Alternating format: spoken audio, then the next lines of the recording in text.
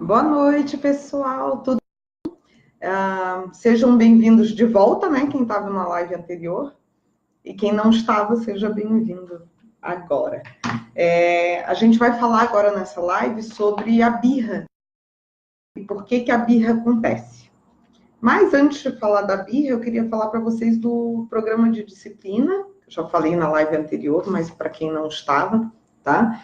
A gente está lançando essa semana que vem. Fiquem de olho, são pouquinhas vagas por turma, tá? No máximo 10.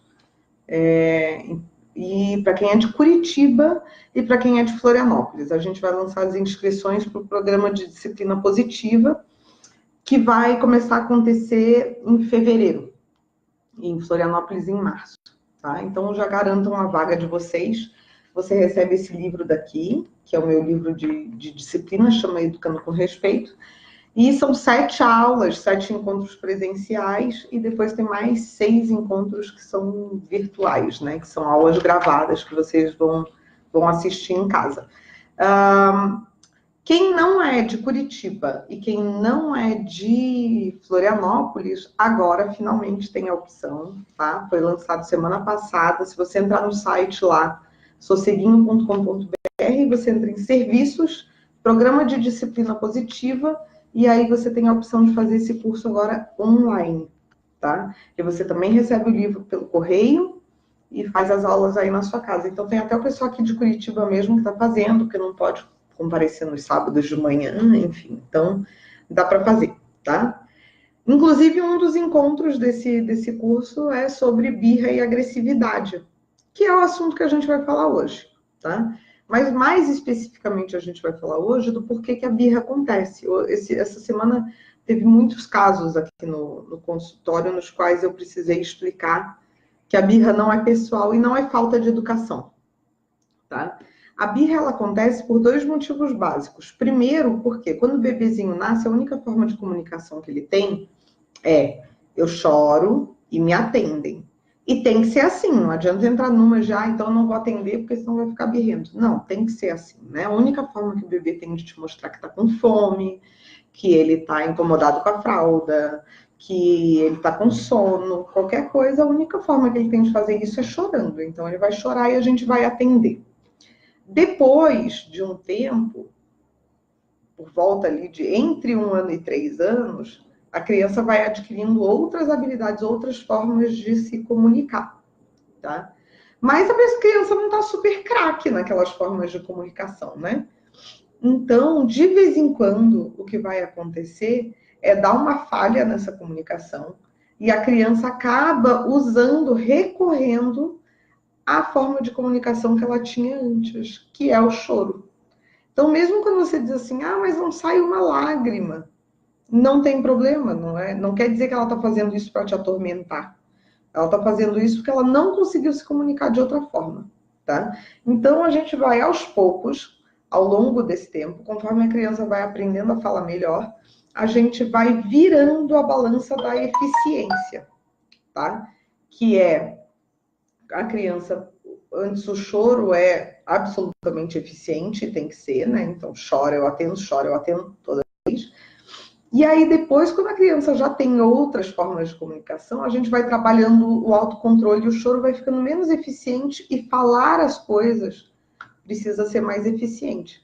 Quer ver um exemplo? Às vezes eu falo assim, Renata, mas ele grita muito à noite e tal. Eu digo assim, gente, presta atenção para mamar.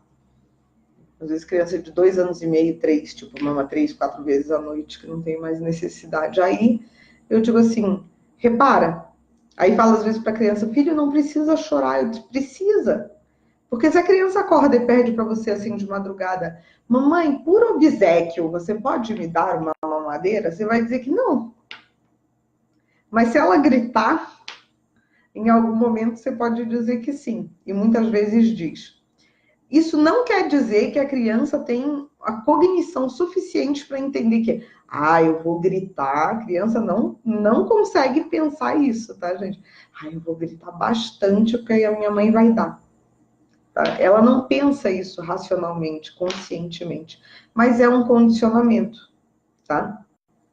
Então, aos pouquinhos a gente vai virando essa balança para chegar na fase que, por exemplo, uma criança de 7, 8 anos, normalmente já não chora para se comunicar, ela chora para expressar sentimento, que é diferente. Né? Como um adulto, eu choro para extravasar raiva, medo, tristeza, felicidade, né? Mas eu não choro porque eu quero falar alguma coisa para a pessoa, né? Porque o choro vai deixando aos poucos de ser uma forma de comunicação. E conforme ele vai deixando de ser a forma de comunicação, ele passa a ser só uma forma de expressar meus sentimentos, ok? Então, oi Aline, o pessoal tá entrando aí, tá dando boa noite. Isso, tá? Se tiverem dúvidas, também podem ir mandando que a gente responde. Então, o que acontece quando a criança começa a se comunicar? Quais são os passos que eu tenho que dar quando eu vou passar uma mensagem para alguém? Eu preciso primeiro saber o que eu quero.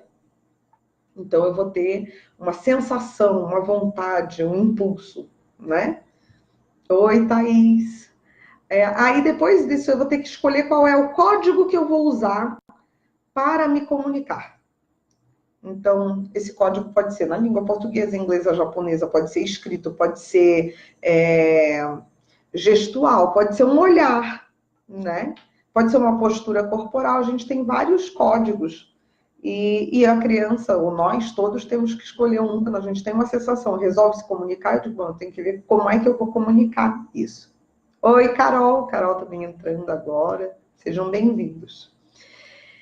E aí, depois que eu escolho qual é o código que eu vou comunicar, eu tenho que conseguir expressar isso, que também é difícil, né, para criança. Então, o que acontece com a criança de até uns 4, 5 anos? Eles gaguejam pra caramba. Tá? Por que eles gaguejam? Porque eles ficam fazendo essa volta. Vamos dizer que eles conseguiram decidir o que eles querem, tá? E aí eles vão falar. Aí a criança, às vezes, vão se identificar. Quem tem aí filho de 3, 4 anos, conhece assim, mamãe, eu quero fazer mamãe, eu quero fazer o carrinho. Não sei. Eles ficam indo e voltando, porque ele fala, e aí falta o código, ele volta. E aí ele fala, aí ele acha a palavra, e ele vai de novo, aí falta o código, ele volta. E a criança fica fazendo essa voltinha. Tá? Imagina uma criança de 1 a 3 anos, que é a idade da birra, né?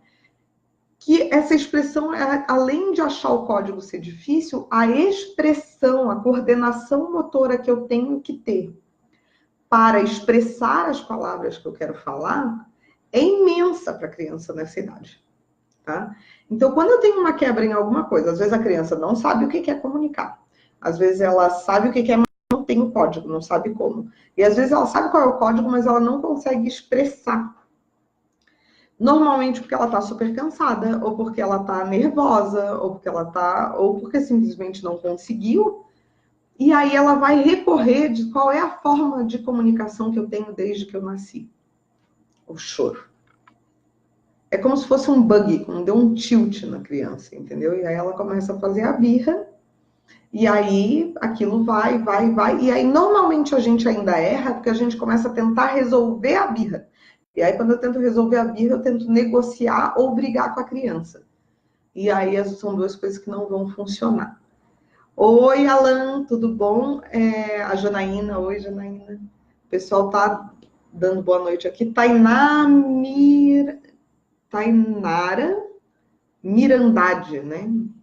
Como eu sei que ele está se comunicando? Sempre que ele está chorando, ele está se comunicando, tá? Ou se ele está falando, ou se ele está chorando, ele está se comunicando. Então, não é... Ele pode estar comunicando, não está querendo falar alguma coisa específica, mas ele está comunicando que alguma coisa não está certa, tá? Então, sempre é uma forma de comunicação. O Alan está dizendo, minha filha menor de 2 anos e meio está bem assim já faz um tempo. Porque é bem a idade, tá? É a idade entre ali 1 e 3 que eles fazem birra. Qual que é o problema? Se eu continuo deixando que o choro seja a forma mais eficiente de comunicação, então tem pais que por alguma razão, gente, isso não é moleza, isso não é permissividade, não é. Normalmente a gente tem os nossos traumas da nossa infância, tá? E aí algumas pessoas não conseguem lidar com o choro da criança. O choro da criança incomoda todo mundo, gente. Tem 11 anos que eu só trabalho com choro de criança. E quando eu pego um nenenzinho e ele chorando, aquilo me atormenta também. É que hoje eu já consigo manter um controle, porque o choro ele é biologicamente programado para atormentar a gente, tá? Porque é uma estratégia de sobrevivência. Então, ele vai atormentar todo mundo, mas tem pessoas que não conseguem lidar com isso. Tem pessoas que ficam nervosas e tal, mas conseguem lidar com isso.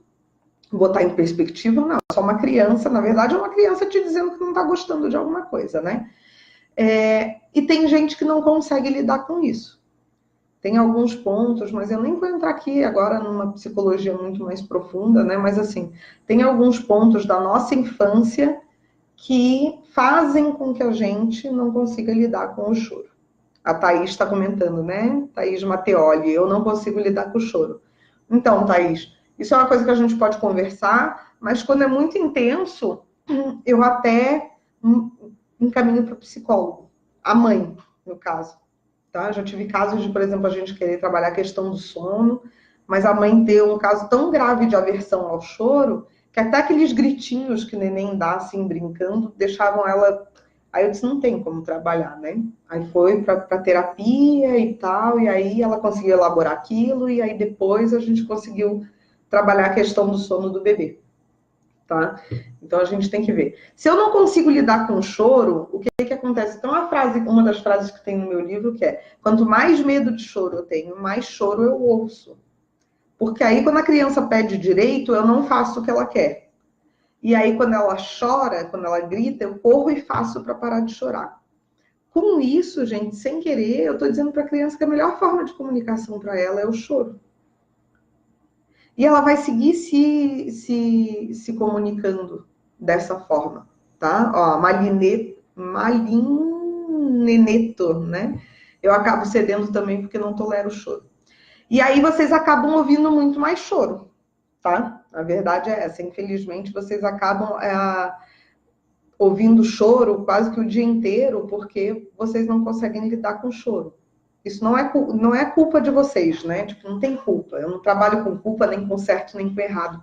Mas a gente precisa elaborar isso, tá? Porque os filhos ficam inseguros quando a gente não consegue lidar com isso. E eu não estou falando de abandonar nem de dar bronca, nada, não. Quando a criança começa a chorar desse jeito, a primeira coisa que a gente faz é validar para ela o sentimento dela. Então você pode dizer, filho, eu sei que você está zangado por causa disso, disso e daquilo. E aí a gente dá um motivo para aquilo. Por quê? Mas agora não dá para fazer isso por causa disso.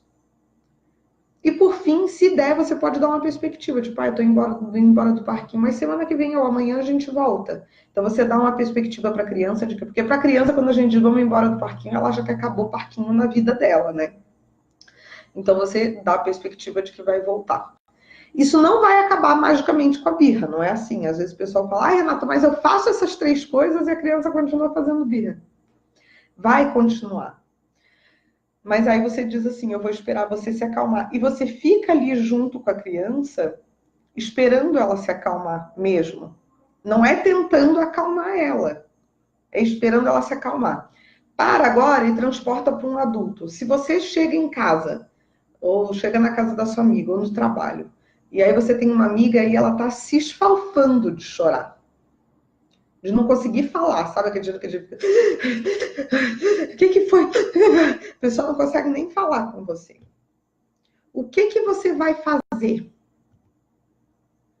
Você vai dizer assim, vai ignorar, que nem o pessoal fala assim, eu ignoro a birra, eu saio de perto e deixo a criança chorando lá. Então eu vou dizer assim, para sua amiga que tá chorando de se acabar, então quando você parar de chorar eu volto, que assim não dá, né?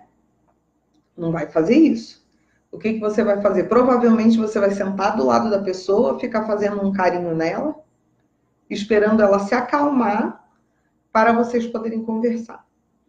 Com a criança, a gente vai fazer a mesma coisa. E é diferente de eu não vou falar com você, porque as pessoas sempre falam, o pessoal morre de rir nos meus cursos, porque eu já sei o que vocês estão pensando. Ou que vocês, a maioria das pessoas vai falar assim, eu só vou falar com você quando você se acalmar. Não é disso que eu estou falando. Eu estou falando de, filho, eu sei que você está nervoso, eu vou esperar você se acalmar para a gente conversar. E deixa a criança se acalmar. Depois que acalma, ele pede colo, aí eu não dou. Dá colo, gente. Entenda que isso é um processo pedagógico, que a criança passou por aquilo. Mas não precisa ficar, filho, você quer colo? Você quer colo? Se acalma. Não, ele só tá nervoso. Todo mundo na vida fica nervoso. E todo mundo desenvolve o autocontrole, ou deveria, se não desenvolveu, é porque isso não foi feito na infância, desenvolver o autocontrole de lidar com meus sentimentos e me acalmar e voltar para o prumo e respirar, e aí a gente conversar, tá? Mas aí a criança se acalmou, aí ela quer... Porque às vezes quando eles estão nervosos, eles não querem nem colo, né? Se você tentar segurar, eles se jogam no chão. Então deixa a criança, fica ali fazendo um carinho e tal, mas não fica segurando. E aí quando eles se acalmam, normalmente eles pedem um colinho. E aí não tem problema nenhum, vem pro colinho, você acolhe, faz carinho. E vai fazer outra coisa, tá, gente? Não fica falando. Porque aí quando a criança calma, o que, que a gente faz? O adulto estúpido, né? Porque eu falo, a gente não para raciocinar. A gente faz assim. Viu, filho? Precisava chorar daquele jeito? Aí o que, que a criança muitas vezes faz? Começa a chorar de novo. Porque você lembrou ela de chorar. Tá? Então, quando a birra passar, depois que a criança acalma, tudo, se ela pediu colo, pediu, você dá colo, pode beijar, pode abraçar, não precisa restringir carinho. E sai para fazer outra coisa. Com isso, em poucos dias a criança começa. A criança de 1, 2 anos, em 2, 3 dias, gente, isso já melhora pra caramba. Melhora muito. E a criança começa a desenvolver o autocontrole. E quando você começar a falar aquelas 3 coisinhas que eu falei, de validar, dar um motivo e dar perspectiva, ela já se acalma e pronto. Às vezes só de validar, tem criança que faz assim, ó, aí você fala, eu já vi, meu amor, que você tá zangado. Aí eles, pronto, tipo, já comunicou aquilo, já foi. O Thaís está dizendo aqui, minha neném tem 5 meses e ela não consegue emendar um sono no outro, sempre acorda chorando e só se acalma se eu pegar no colo e tornar a ninar. Thaís, aí é um outro problema. Isso não é birra. A criança da cidade não faz birra, tá? Aí ela tá com um problema de transição de ciclo de sono.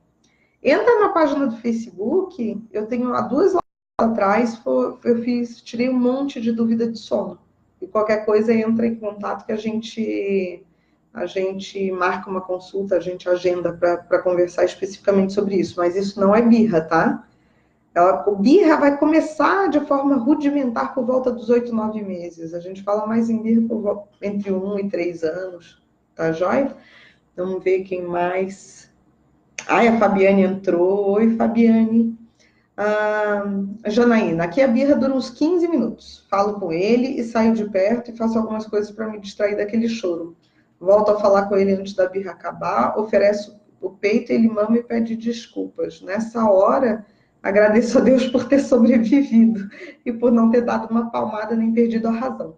Então, Janaína, aquilo que eu estava falando, o ideal é não sair de perto. Eu sei que é difícil.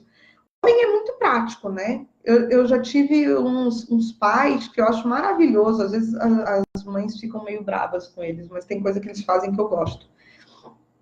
Tem pai que bota tampão de ouvido. Porque aí baixa o volume. Não é que você não vai ouvir, né? Mas baixa o volume. E aí você consegue lidar melhor com aquilo, tá? Isso é uma dica legal para quem tem uma dificuldade de lidar com o choro, porque aí dá aquela abafada, tá? Mas fica com ele, espera passar e tenta não dar uma má para acalmar, porque eu não gosto muito dessa associação de comer para se acalmar, você entende? A gente cria aquela associação de tipo, ai, tô ansioso, vou comer, tô bravo, vou comer, ou não vou comer, tem gente que não consegue comer. Não curto muito essas associações de sentimento com comida. Ele precisa aí achar o autocontrole dele. Aí dá colo, tá? Dá um colinho. Aí a Maritsuka tá dizendo oi, aqui boa noite, tudo bom? E a Ellen tá agradecendo aqui, dizendo que gosta das falas, que é uma reflexão sobre a rotina. Que bom, Ellen, essa que é a ideia. Tá bom, gente? Eu vou fazer a live de hoje um pouquinho mais curta, porque já é a segunda do dia, né? Eu sei que é um assunto que tem pano para manga, a gente pode voltar a ele.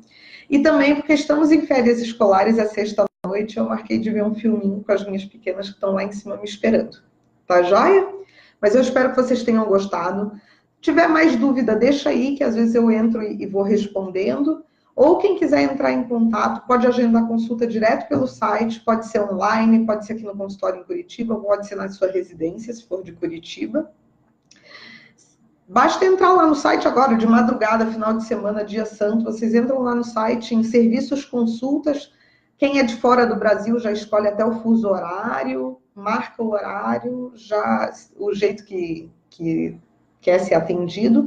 E a live vai ficar, para quem entrou aí na metade, a live vai ficar 24 horas no Insta, tá? E no Facebook fica direto, eu publico. A Aline está dizendo para eu amassar as nanicas por ela, pode deixar que eu vou amassar bastante. E a ela dizendo que mesmo não sendo o tema das lives, quero agradecer pelas lives, participei de algumas sobre o sono, me esclareceu algumas coisas, consegui melhorar quase 90% do sono do seu bebê. Muito bem, Ellen, que bom. Nossa, eu fico super feliz, sabe? Podem me mandar as mensagens dizendo assim o que deu certo, o que funcionou, que eu adoro. Oi, boa noite. Vou voltar a trabalhar e precisa tirar o mamá. O bebê tem 8 meses e acorda 5 vezes. Briguedes, eu vou te dizer para fazer a mesma coisa que eu falei agora. Dá uma olhadinha nas lives, entra no Facebook da Sosseguinho e olha as lives mais antigas. Há umas 2 lives atrás eu falei muito disso. Tem também o curso online, quem quiser. Você pode se inscrever e já fazer o curso agora, dividido por idade, porque o bebê que acorda 8 vezes por noite, 5 vezes por noite com 8 meses, ele está com problema de indução, tá, Briguedes? Ele não é um problema de fome, é um problema de indução. E aí, se você for ficar trocando uma coisa pela outra, não vai funcionar. Dá uma olhadinha nas lives ali, ou faz o curso online, ou marca um horáriozinho para segunda-feira que a gente já conversa. Tá bom, gente? Quem quiser tem os cursos online, tem as consultas, aí entra em contato e semana que vem a gente volta com outro tema, que eu vou fazer uma pesquisinha aqui normalmente no Instagram, que dá para fazer enquete. Aí eu faço uma pesquisa para saber o que vocês estão a fim de ver. Aqui quem está participando da live também, quem não conhece ainda o João, o meu secretário. Tá bom, gente? Um beijo, boa noite, bom final de semana e boa semana para todos nós.